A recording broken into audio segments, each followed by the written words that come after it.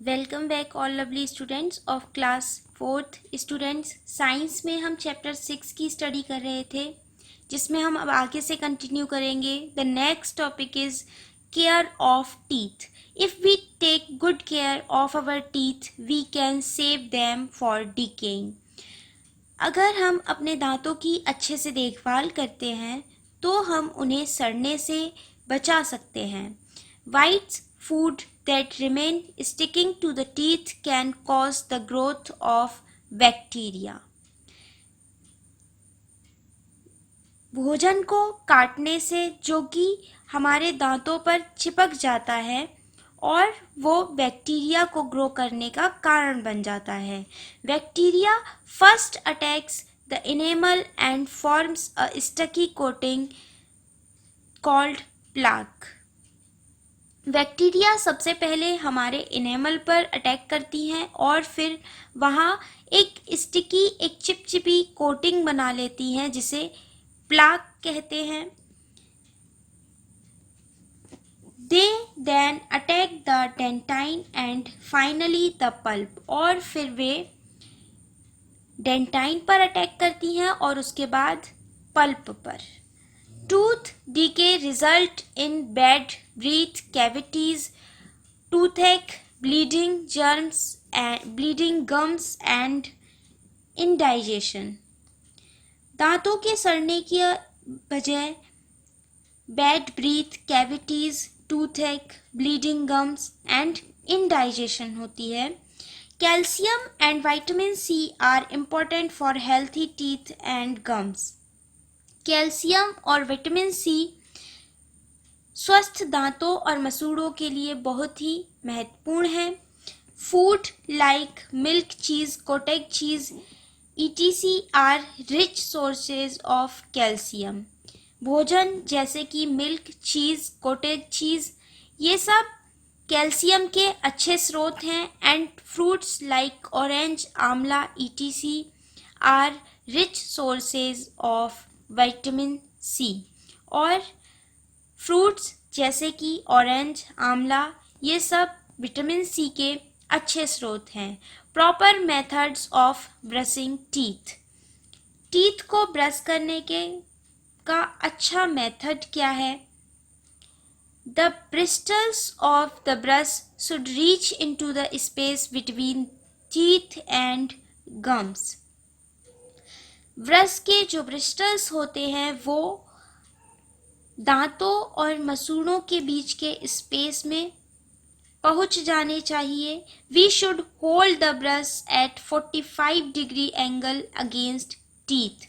हमें ब्रश को अपने दांतों के अगेंस्ट 45 डिग्री एंगल पर अपने ब्रश को होल्ड करना चाहिए।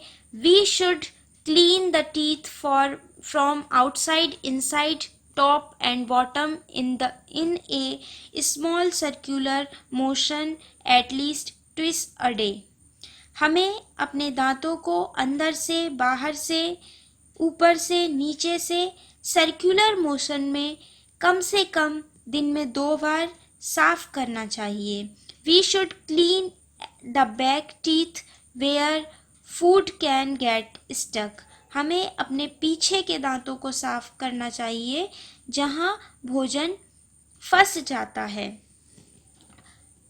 फ्लॉशिंग, removing of the food particles that stick between the teeth which cannot be removed by brushing is called flossing. Food particles जो कि हमारे दांतों के बीच में फंस जाते हैं और ब्रश से रिमूव नहीं होते हैं, उनको रिमूव करना ही फ्लॉशिंग कहलाता है। Following are the proper methods of flossing. Keep the finger close to the teeth. दांतों के पास फिंगर्स को ले जाएं।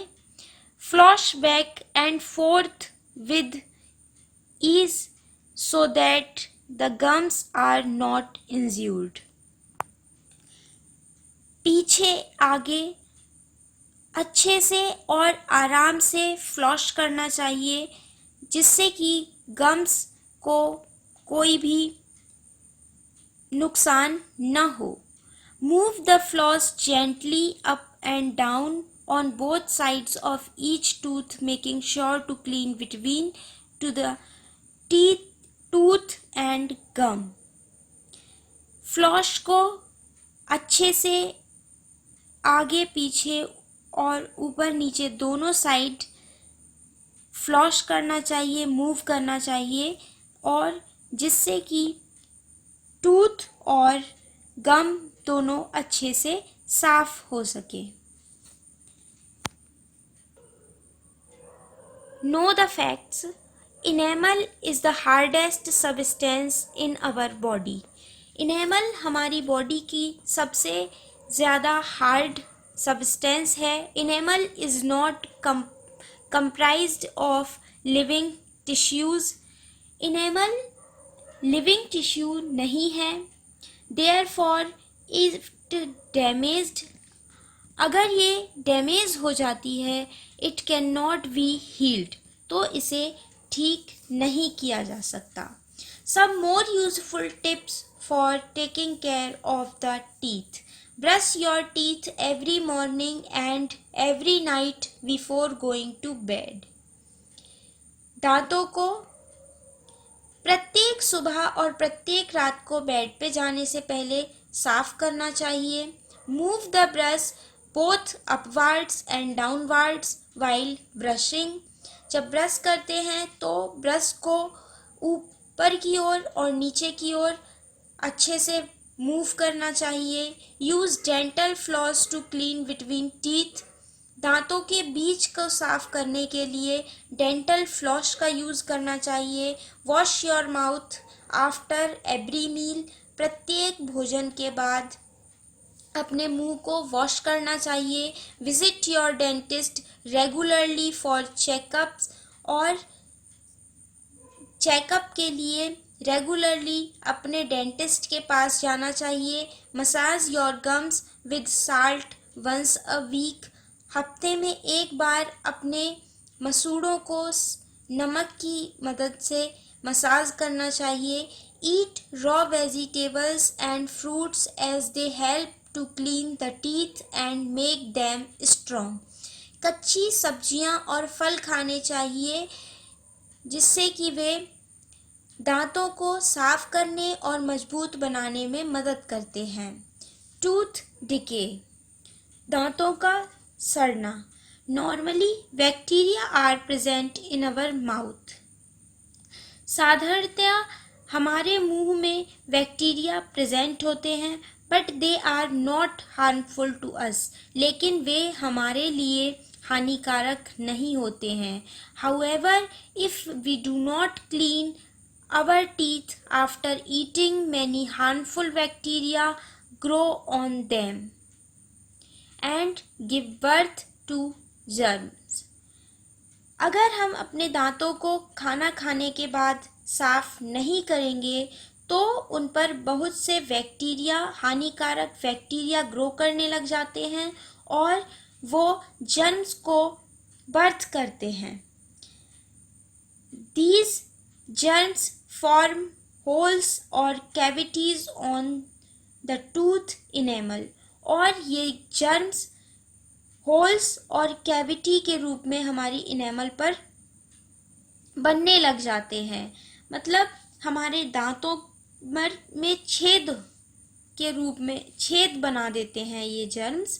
कैविटीज बिकम बिगर, और जब ये कैविटी, ये छेद जैसे जैसे बड़ा होता जाता है, and reach the nerves in the pulps of tooth, और ये हमारे दांत की पल्प में नर्व तक पहुंचता है, and the tooth start decaying, और हमारे दांत सड़ना स्टार्ट कर देते हैं। तो इसलिए हमें अपने दांतों की अच्छे से देखभाल करनी चाहिए, उन्हें रेगुलरली साफ करना चाहिए, अच्छे से ब्रश करना चाहिए। Your chapter 6 is finish.